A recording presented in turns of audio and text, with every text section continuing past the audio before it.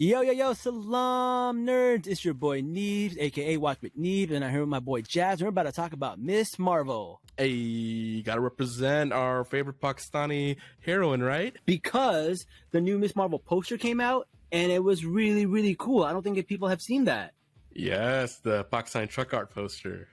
Yeah, so this poster is really cool because not only does it have like Pakistani truck art feel and like old school Bollywood like poster feel, but they're actually posters from a Pakistani artist. Her name was Shehzil Malik, and That's her name. and she's an activist and an artist, and it's a really cool story. So basically, a lot of the posters that you see in the background of the Miss Marvel poster, this woman made these posters for the Aurat March. The Aurat March is basically the women's march, right? They had a women's march in Pakistan.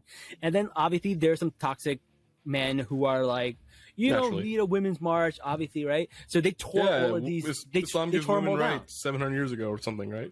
Right? Yeah, exactly. Right? Yeah, like Islam gave women rights 700 years ago, and then society took them away again. So like these women are like, hey, like, stop killing us, give us rights, inheritance rights, all this stuff, right? They're being taken advantage of, and domestic violence on top of it, right? Like 100%. So there's an Aurat March. It was very successful. She made these posters for them. A lot of people came, they tore them down. So she's like, you know what? Fuck it. I'm going to put them on the internet for free for everyone to share, download, and print. And then everybody printed them and brought them to the rally, and like that was pretty badass. She's like, you know what, man? Like, I'm just going to give them to everybody for free. And that was cool. And these are the same exact posters that they're using for the Miss Marvel poster. They're kind of like in the background. There's like three women holding each other. And the cool thing is the three women that are holding each other, one's a Muslim woman, the other is a Christian woman, because you can see the cross in her earrings. And the other one, I believe the middle one, is Hindu, because she's wearing like these very traditional Hindu earrings. And also holding a fire, right?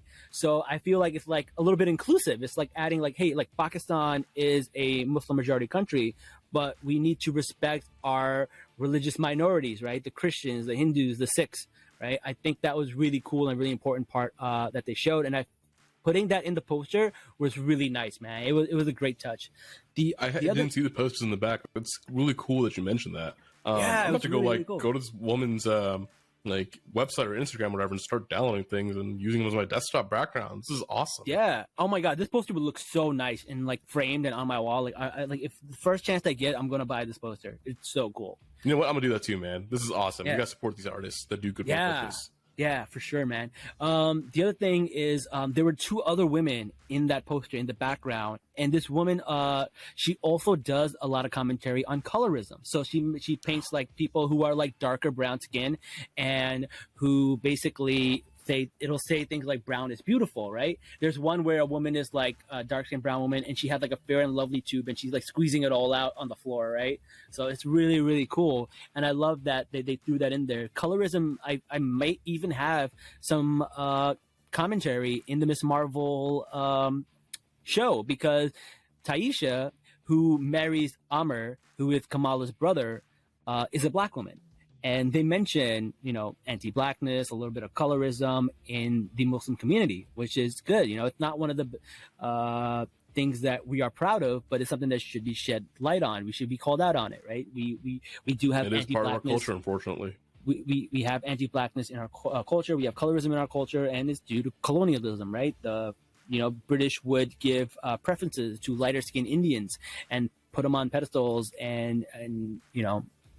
It's a lot of history there. I don't want to go into it, but I feel like for Miss Marvel poster to put that in there, they may talk about it. And I hope they do. That's definitely important. Dude, I know I've had like, you know, potential rishtas just thrown out because I'm too dark for them.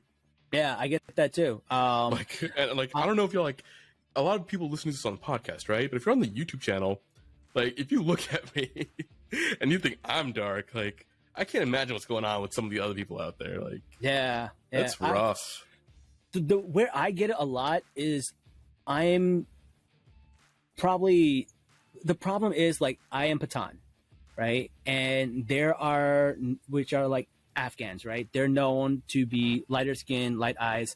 And my brothers are lighter skin and blue eyes, green eyes, right? I'm not like that. So people are always like, you're not Pathan. So they try to Oh. gatekeep my own culture from me, right? And say that I'm not this. And I actually have like a TikTok where like someone says that to me.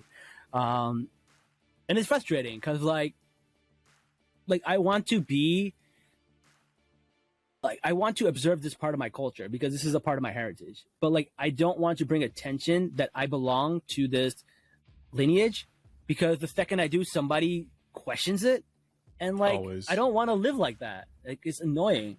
And like, even though like, you know, my great grandparents are from Kabul, Afghanistan.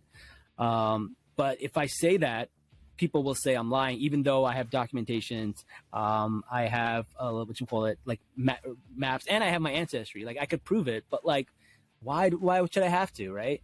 No, you shouldn't have to. I mean, people should believe you at face value. There's no reason for them to say you're not. Like, that's just not cool. Yeah, it's annoying. Yeah, it's a struggle, but it's something that we deal with, right? And I feel like, you know, if Miss Marvel can shed a little bit of light on this, it'll be good. I'm hoping to see we're that. gonna make a much better world out of it. So, Yep. Thank you, Kamala Khan. Thank you, G. Willow Wilson. Thank you, every creator, everyone involved in this. Like, yeah. No, man, yeah, I'm super excited, man. And and the thing is, like, now that it's getting popular, there's a lot of Muslim TikTok creators and Muslim YouTubers talking about this show, and they have no idea what it's about. They've seen like a few clips. They have seen a few clips from the comics. They've seen something from the trailer, and they think they know what this is going to be about. You don't know what it's going to be about. You haven't read the comics. You don't have context, right? There's like one scene where like Kamala is smelling bacon, and they're like, why would a Muslim go smell bacon? And it's like, listen, they are building context, right? They're trying to help you understand how internalized racism works. Kamala is made to feel ashamed of her culture, so she tries to be more white.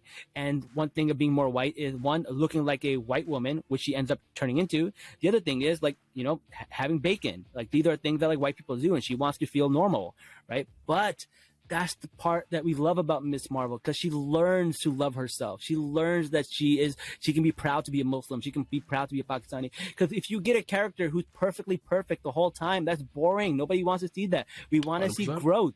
We want to see growth. We want to see people who have experienced the same dark thoughts that we've had, right? And gone through the same things that we've gone. And then see them come out through it as heroic as possible. That's what matters. That's how storytelling is done. And I don't think people understand that. They see like one or two clips of her crushing over a boy, going to a party, smelling bacon. And they think that's what it's all about. And you don't understand. That's not how storytelling works. You need someone to have some kind of inner conflict to get over. And it's really good that you said we've all been through it, because yes, we have all been through it. I can honestly think back to my time in high school, middle school, even college. You know, all my friends are out drinking, even Muslims who are out drinking. Yeah. And I'm just like, I've thought about it. I'll be honest. Yeah. I've never taken the plunge, but you know, those thoughts did cross my mind. And if I have to tell the story, then yeah, that's what it is. So yeah, I see it. I get it. I've been there. Look, I don't drink alcohol. I don't smoke. I don't do drugs. I even eat Zabia only. But I've definitely gone to restaurants and I'm like, damn, I wish I could eat that, right? Like, yeah. I've definitely, like, I've seen bacon on television since before I knew what bacon was, right? And it looks delicious. Like, it's obviously haram. I can't have it. And like, if I smell it, it's so disgusting. But like, before I knew what it was.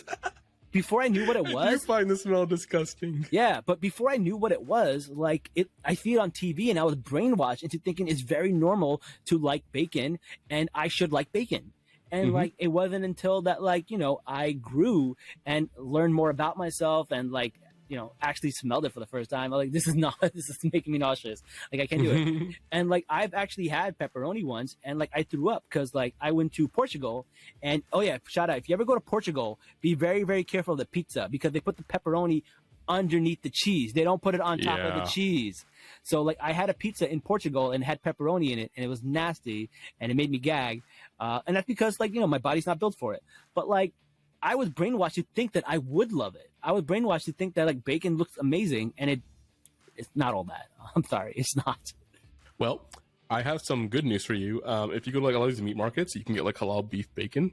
It's not exactly bacon, but I think it's delicious, and it's halal. Listen, man, to each their own is all good. But here's the thing, right? You need to understand reading comprehension. When you read a comic book, it's like reading a book. And when you see somebody saying something like they want to be white, or you think something like they want to have bacon, it's setting up character traits. It's setting up things that people will have to, overcome. That's how things work in reading, right? I mean, like some of these guys who are these Muslim TikTokers out there, I don't think they got really high scores on their SATs because they obviously can't read a simple comic book and understand what's happening here. I believe it. Everyone's stupid. Yeah, I see it. If you're gonna talk about Kamala Khan's comic books, I need to see your SAT scores. Like, you need to post them. You must have at least a 700 on the reading and writing portion. Yes, exactly. Actually, I don't even know what the score or scale is now. Back in my days, we had a reading, writing, and a math section, and it amounted to 2,400. But I think we went back to the 1,600 scale recently, so I don't even know anymore. I don't know. But yeah, it is what it is. Please let us know on YouTube what the actual scale is now. It's been way too long. It has been way too long. Hey, if it makes you feel any better, I got a 2210 on my SAT. Damn. Oh, look at you. I don't even know what I got. I think bro, look at the books back here. I mean, ooh. Hold up, this is Destiny Disturbed. This is about the world through Islamic eyes. Plato's Republic. That is my new Unify access point. On this side, I have Secrets of Divine Love, which, if you know, Ooh. I do actually recommend that book. And yes, it explains Islam from a point of love, not from like a perspective of fear, and it really is life changing. And then Fast Times in Palestine, because what's going on nowadays. Do recommend that book too. So yeah, Fast Times at Palestine does not sound like it should. It sounds like a comedy. It does, but it hits, man. Hits. Also, speaking of Palestine, shout out to Palestine, man. They're going through a lot right now. And I should have worn the Occupations of Crime shirt from Halal Shirts. HalalShirts.com. Instead, I'm wearing the For the Culture one. Yeah, man. I need to make some more TikToks about this stuff. But I am, trying to highlight more and more voices that are doing that. I love that TikTok has a new repost feature, and I'm reposting every single like Palestinian person talking about this stuff. Good. Because like I feel guilty talking about it myself. I don't want to center myself in these conversations. So now that like they have this feature, I can just center these voices, and it's so much better. That's fantastic. Yeah, I don't want to be the voice for them. I would rather let them speak for themselves and get their message out. I will never experience what it's to be a Palestinian. So no. Yeah, it's important that we let them tell their stories. Yeah, absolutely. So wow, yeah, that man. got serious for nerd talk. I know it did, man. I guess we're gonna end it on a sad talk. So I guess it's a sad time. I mean, yeah, it's Ramzan. Last 10 days start tomorrow, but people don't understand what it's like to be Muslim. Like this is for some of our listeners who are not Muslim. Like here it is, man. Like we go out living our life, doing comedy, doing these shows, but like every day we have to read about our brothers and sisters like dying. Like y'all don't understand. Like y'all don't think that we go through PTSD because of that. Like y'all don't think that like that's trauma for us. Like every 100%, day, man. Like there's people from Afghanistan who can never go back to their hometown, and like you expect them to just live their lives like nothing. Like I don't think people understand what we go through every day. Every time we get a call late at night from like I don't know, like 3:00 in the morning, it's like, what happened? Who died? Was there a terrorist attack? Like I don't understand what that feels like, man. And like I don't think Americans will ever know what that feels like.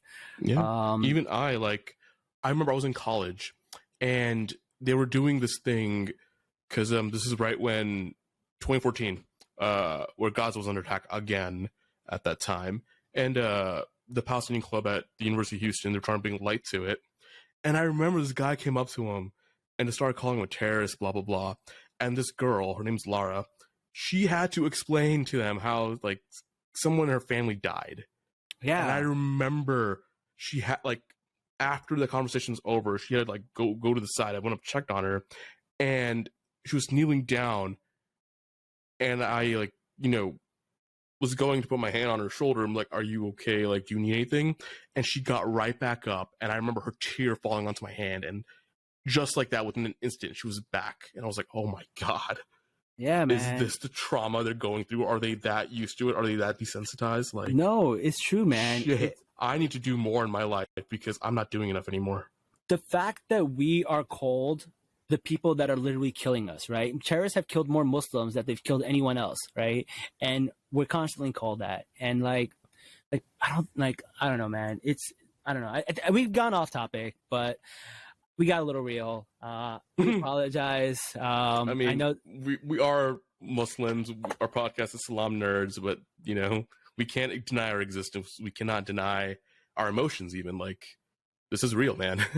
it is real. It is real. And you know what? That's why representation is so important to us, because we need to be humanized. We're not these uncivilized people who have always known war. There's people in these countries who have lives and families and happiness and dreams, and they're just as valid as anybody from Texas or Jersey.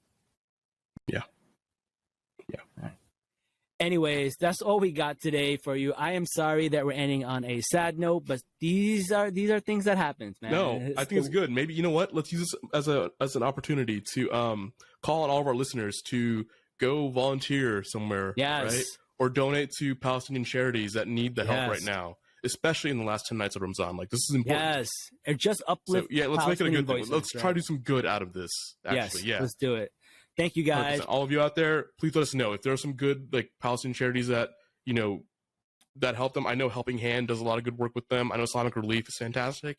Anybody else, please let us know, and let's see what we can get going. Yeah, throw them in the comments, man. We'll do it. Let's do it.